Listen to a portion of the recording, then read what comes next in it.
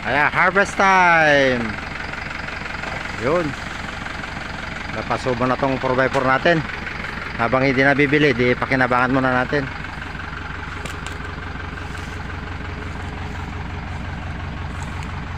Nahihinog na yung mga saging namin, no? Hindi na naasikaso.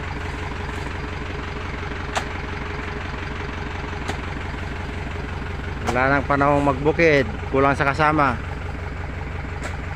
Kita. Okay, off-road tayo, off-road.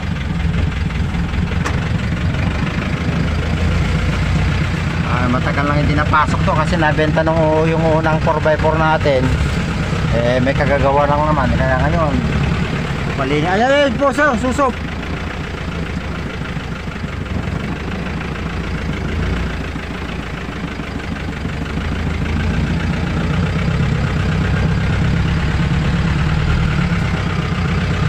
Grabe na ang dumi yung bukid natin. Baba. Diyan susop. Diyan susop isa ba? Baka na makakuan.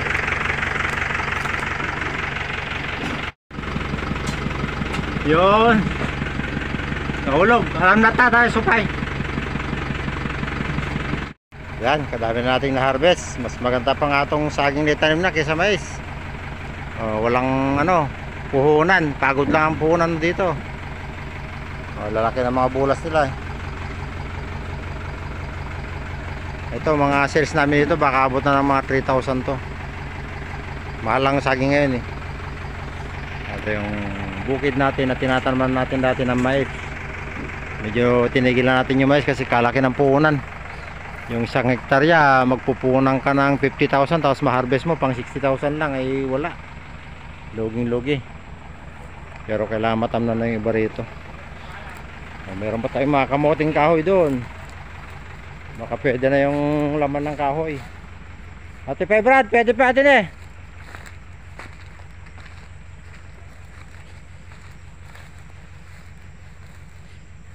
dahil pagkain, susop, puso ng saging, susop kung tawagin. May kamote pa kami rito. Ewan ko kung pwede na.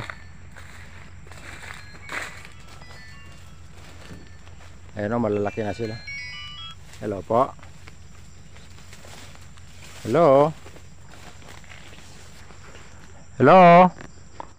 Ito na yung bukid natin 4 months lang na hindi natin nadalaw. Kadami na palang tanim, lalaki na.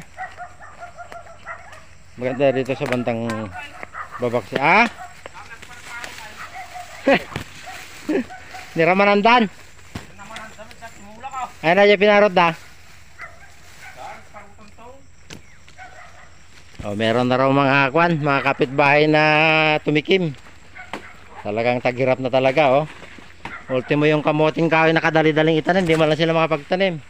Balay natin. Ayaw, malaki na yung bunga niya Whoop.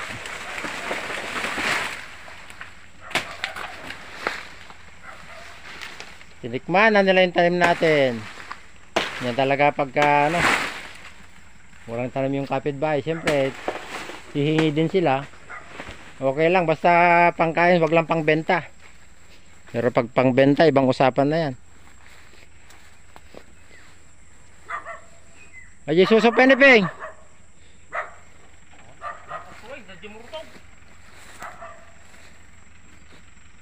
Lalaki na Ayan na. Loaded na. Merienda muna tayo, merienda. Ito yung merienda natin. Hinog.